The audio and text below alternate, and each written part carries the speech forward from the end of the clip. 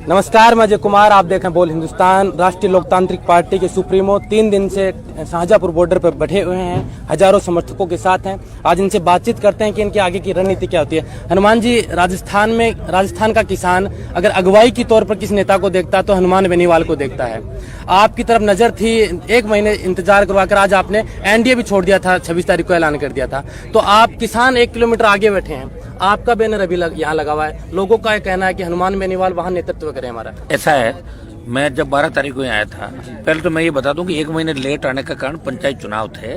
Social media के माध्यम से हमारे हजारों समर्थक, आपके सिंधु बॉर्डर हो चाहे हर जगह, बच्चे राष्ट्रीय लोकतांत्रिक पार्टी के चले गए। और यहाँ भी ये था कि जब जाएं तो बड़ी संख्या के अंदर जाएं, ताकि मैसेज जाए इस हाईवे पे कि राजस्थान आ गया है। ये मैसेज हम 12 तारीख को देके गए थे। 10 से 15 हजार लोग आए थे, तब मैं आगे बॉर्डर पे गया था। और परसों जो हम लोग यहाँ आए थे, तब बहुत बड़े कूच का ऐलान हमने किया था कि भाई हम बैरियर तोड़ के घुसेंगे।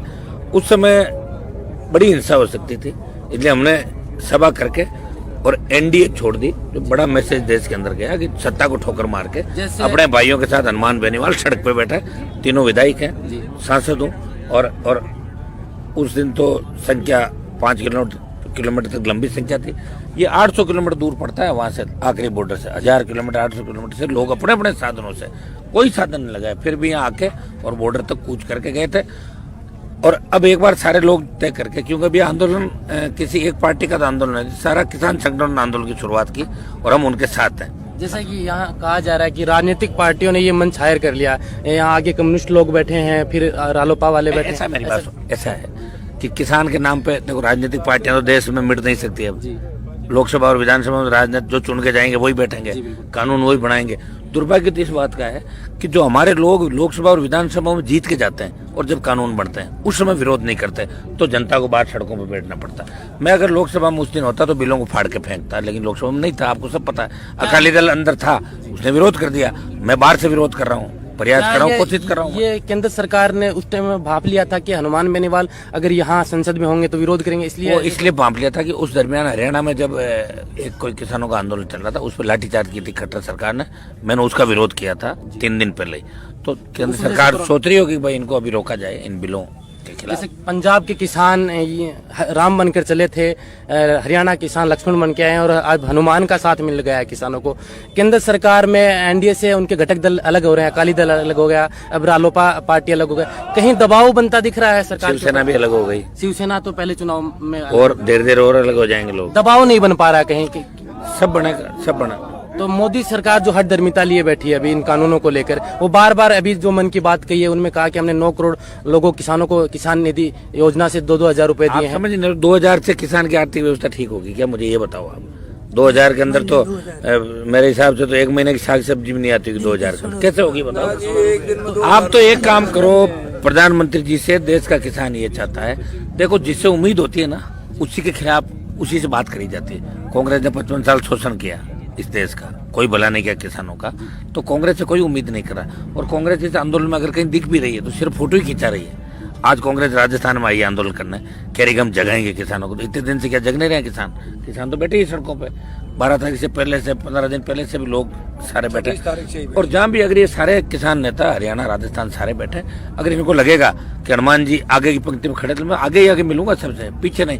अभी तो बैठे व्यवस्था के हिसाब से, जहाँ जहाँ सारे पहले से आगे रह गए लोग बैठे, तो बड़ी संख्या के अंदर आ रहे, तो सारे हम सब मिलके बैठे हैं, सारे मिलके कर रहे हैं आंदोलन। सरकार कह रही है कि जब यूपी और यूपी 2 की सरकार आई थी तब वो इस कानून को लाना चाह रही थी। बीजेपी ने तो, भाजपा ने तो इसको बेहतर करके ये कानून लाया है। ओपन मार्केट वन नेशन की थ्योरी लेके आए हैं। जो कॉन्ट्रैक्ट फार्मिंग थी वो तो पहले भी हो रही थी, हमने उसी को लागू किया है। तो किसानों को तो ये फायदा है, क्रांति आएगी इस कानून से। तो जब किसानों की इतनी आप चिंता कर रहे हो, उनको फायदा है ये कह रही बीजेपी, तो और किसान कह रहा फायदा नहीं है, तो वापिस ले लो ना। सरकार बात ही खत्म हो गई ना। कुछ जब बीजेपी कह रही फायदा है और हम कह रहे फायदा नहीं है, कानून हमारे ऊपर तो लागू हो रहा है, तो वापस ले लो उसको। क्यों जिद कर रहे हो, क्यों मार रहे हो लोगों को? 33 से ज्यादा किसानों ने शहादत दे दी। एनडीए का कुनबा बिखर रहा है। 24 में फिर चुनाव लड़ना प्रधानमंत्री जी, आप कैसे सत्ता के अंदर आओगे? यही तो स्टेट है जो सत्ता में लाया था आपको, उत्तर प्रदेश, हरियाणा, राजस्थान, दिल्ली और पंजाब। और जहाँ जहाँ सरकारें गई है ना, हवा इन्हीं राज्यों ने बदली है देश की। चौधरी देवीलाल से लेकर आज तक इतिहास उठा के देखो कि यही स्टेट चले और दिल्ली के चारों तरफ जो जिनका घेरा होता है वही राज बनाते हैं देश के अंदर। ये बात अच्छी तरह की ध्यान में रखनी चाहिए। जैसे कि एनडीए से आप अलग हुए हो, अभी राजनीतिक गलियारों में हलचल मची हुई है कि हरियाणा में भी सरकार में जो बड़ा फेरबदल हो सकता है, क्या ऐसी कोई संभावना है? भाई मेरे को हरियाणा का नहीं पता, हरियाणा का तो ये चौधरी साहब पूनिया जी बताते हैं बगल। तो अभी जो दबाव हठधर्मिता पे उतरी हुई है, सरकार मान नहीं रही है, समझौता बार बार न्योता दे रही है किसानों को कि हम समझौता कर लेते हैं, किसान समझौते पे नहीं अड़ रहे हैं, उनको प्रस्ताव ठुकरा रहे हैं। तो ऐसी सरकार कौन सी हठधर्मिता है जो कब तक छोड़ेगी? ये लोग कितने दिनों तक और आंदोलन कर सकते? देखिए, एनडीए को नहीं पूछने का मतलब ये कि 303 सीटें भारतीय जनता पार्टी की जी। एनडीए अगर एक अलग हो जाए, 2 और 5 अलग भी हो जाए तो सरकार नहीं गिरेगी। अगर 67-68 पे होती तो हमारी याद आ जाती उनको कि एनडीए क्या है। अगर मजबूर सरकार होती तो फिर पक्की आती, फिर कैसे चलती उसके बिना। तो कोशिश हम कर रहे हैं, हम भी प्रयास कर रहे हैं वाया मीडिया कि भाई किसी न किसी तरह भगवान सद्बुद्धि दे। प्रधानमंत्री जी को झूठी जिद पकड़वा दी लोगों ने। इस सरकार में कई मंत्री ऐसे भी है दिल्ली में जो ये चाहते हैं कि किसानों की मांगे मान के और इनको घर भेजा जाए। बहुत तकलीफ के अंदर ज्यादातर लोगों की ये अंदर मंशा भी है जो किसानों के हित से। और मुझे लगता है भगवान ने चाहे तो कल कुछ न कुछ रास्ता निकलेगा, ऐसा आभास हो रहा है हम लोगों को। अभी आप 12 तारीख को अपने हजारों समर्थकों के साथ यहाँ आए थे शाहजहाँपुर बॉर्डर पे, फिर एक जैसा आप बता रहे थे कि अभी परसों आए थे 26 को, नहीं 12 को पहले आए थे, उस दौरान अमित शाह जी का फोन आया था, तो उस दौरान क्या आश्वासन दिया गया? अमित शाह जी का 2 बार टेलीफोन मेरे पास आया था कि आप एनडीए के अंदर हो, एक बार आप हमारे कैंट से लौट जाओ। मतलब यहाँ क्या कि उस दिन बड़े गुस्से में थे जवान, भिड़ंत हो जाती बॉर्डर पे, और हम इन बिलों पे गंभीरता से विचार कर रहे हैं और कोई न कोई रास्ता निकालेंगे। तो उनके सम्मान में मैं लौट गया, लेकिन अब फिर 26 को तो मैं आया हूँ तो फिर पूरी ताकत के साथ आऊँगा। फिर मेरी भी तो इज्जत है, मेरी भी तो बात है, एनडी छोड़ दी मैंने। अब आप अगुवाई करने के लिए, जहाँ रालोपा के कार्यकर्ता वो चाह रहे हैं कि अगुवाई करने के लिए हनुमान बेनीवाला आगे मंच के ऊपर हो, यहाँ 2 किलोमीटर पीछे नहीं हो, तो क्या अभी रणनीति तैयार की जा रही है? ये बैठे हैं ना सब एक ही, हम तो 2 किलोमीटर बैठने के लिए एक जगह कहाँ बैठेंगे? नहीं, वहाँ अलग अलग किसान मोर्चा का जो मंच लगा हुआ, चले जाएंगे उसमें आओ हो, क्या दिक्कत है? किसानों के साथ आए। कुछ देर पहले यहाँ मीटिंग हुई थी, वो बैरिकेड तोड़ने की ऐसी भी चर्चाएं चली थी। मेरे को जाए उसकी जानकारी। ये देखो, हमारा मन बैरिकेड तोड़ने को तो 1 सेकंड में तोड़ देंगे जी। तो सरकार नहीं, ऐसी सरकार की जो हठधर्मिता लगी हुई है, तो सरकार मानने के मूड में नहीं लग रही है आपको? अरे मान जाएगी यार, आप क्यों परेशान हो? मानना ही पड़ेगा, राज करना है तो किसानों की माननी ही पड़ेगी। जैसे केंद्र सरकार के मंत्री और हरियाणा के मंत्री तो यहाँ तक कहा कि ये पंजाब के चंद किसान हैं जो मुट्ठी भर आंदोलन कर रहे हैं। इन्होंने कहा खालिस्तानी लोग हैं, इन्होंने कहा माओवादी लोग हैं, इन्होंने कहा गुंडे हैं, मवाली हैं। ये तो वो आंदोलन है, छूट वूट वाले किसान है, असली किसान तो खेतों में काम कर रहे हैं। देखिए, हरियाणा की खट्टर सरकार किसान विरोधी है। खट्टर को तो वोट इस बात के मिलते हैं, किसानों का विरोध करने के नाम से ही सत्ता में आए, तो उनसे तो आप उम्मीद कर ही नहीं सकते। लेकिन दिल्ली की सरकार, मोदी जी से लोगों को उम्मीद है कि वो किसानों की बात मानेंगे। निश्चित रूप से फैसला किसानों के हक में होगा। जी, धन्यवाद, आपको समय दिया। पुखराज जी हमारे साथ हैं, विधायक हैं, राष्ट्रीय लोकतांत्रिक पार्टी प्रदेश अध्यक्ष हैं, उनसे बातचीत करते हैं। थोड़ा सा आप इधर आ जाइए। तो अभी जो आप 3 दिन से यहाँ धरना स्थल पर बैठे हैं, आपके 3 विधायक हैं, कल सामान्य नारायण जी का एक्सीडेंट हुआ था, उनकी तबीयत की कैसी है? वो पहले तो दर्शकों को बता दीजिए। ठीक है तबीयत ठीक है उनकी। अभी आप यहाँ हो, इंदिरा जी यहाँ है, हनुमान जी स्वयं यहाँ है, तो क्या लग रहा है, क्या रणनीति तैयार हो रही है? आगे कूच की तैयारी हो रही है या फिर जो आदेश मिलेगा उसके आधार पर पालना की जाएगी? देखिए, राष्ट्रीय लोकतांत्रिक पार्टी ने जब से ये किसान विरोधी बिल पास हुए तब से ही हमारे जो सुप्रीमो हनुमान जी बेनीवाल साहब ने स्पष्ट कर दिया था कि हम किसानों के साथ हैं और किसानों के विरोध के ये बिल है, काले कानून जो कि किसानों के विरोध में लाए हैं। राष्ट्रीय लोकतांत्रिक पार्टी पूरे दमखम के साथ किसानों के साथ में उनका विरोध करती है।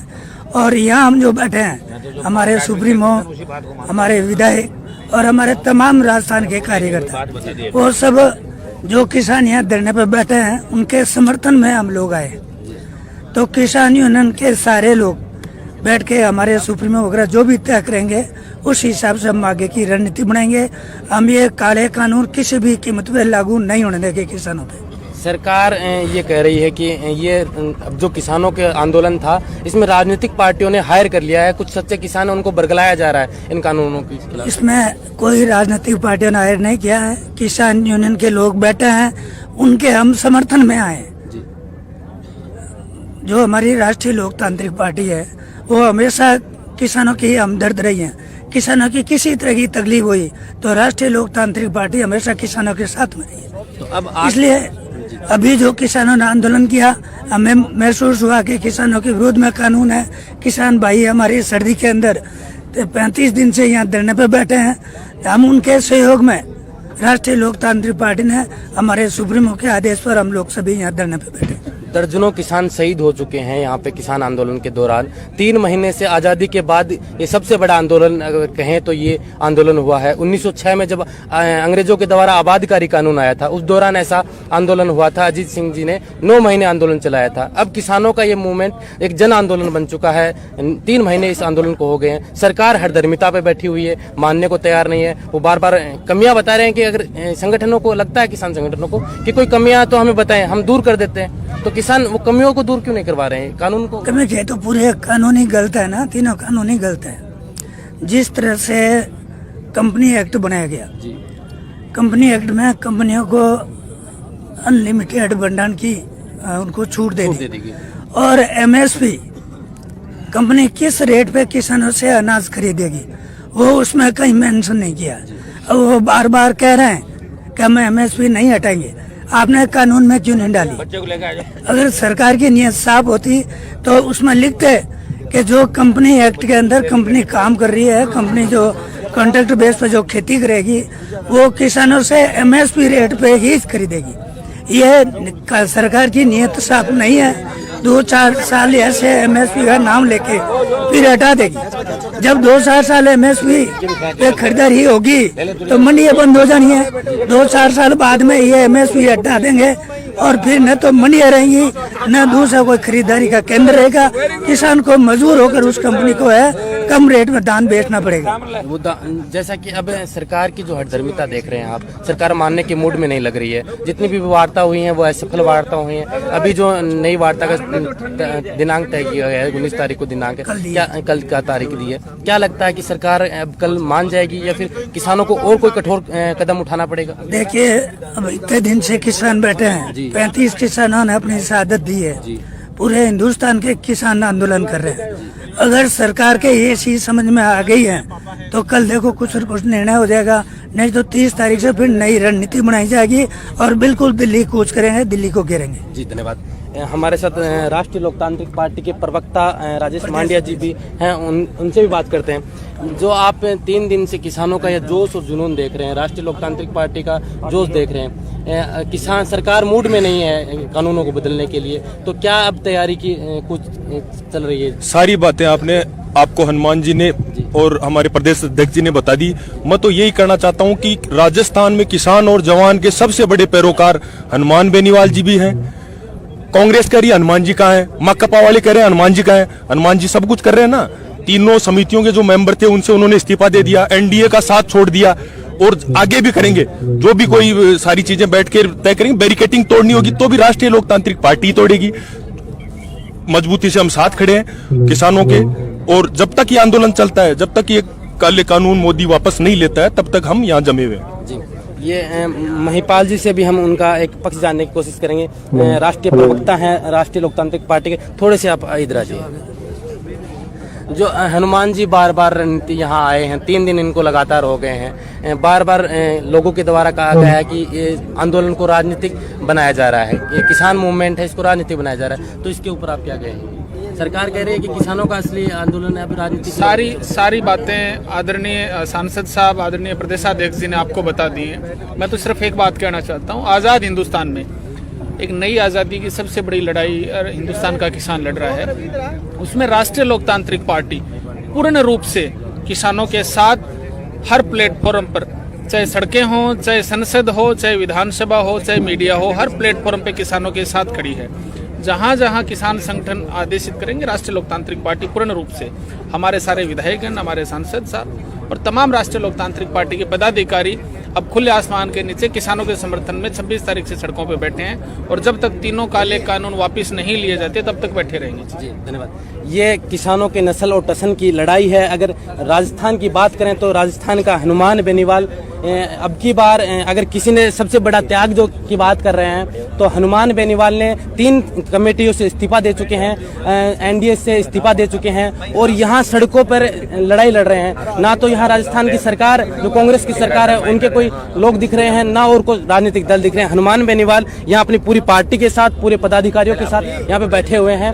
ये इनके लाखों समर्थकों के साथ इन्होंने कूच किया था। हजारों समर्थक यहाँ मौजूद हैं और 3-4 किलोमीटर का ये काफिला बना हुआ है। अब आगे देखना होगा कि इनकी कल वार्ता है, 29 तारीख को क्या वार्ता होती है, फिर क्या निर्णय लेते हैं, आगे की क्या रणनीति होती है। फिर अगर ये दिल्ली कूच करने की इनको जरूरत पड़ी तो दिल्ली कूच करने से भी नहीं घबराएंगे।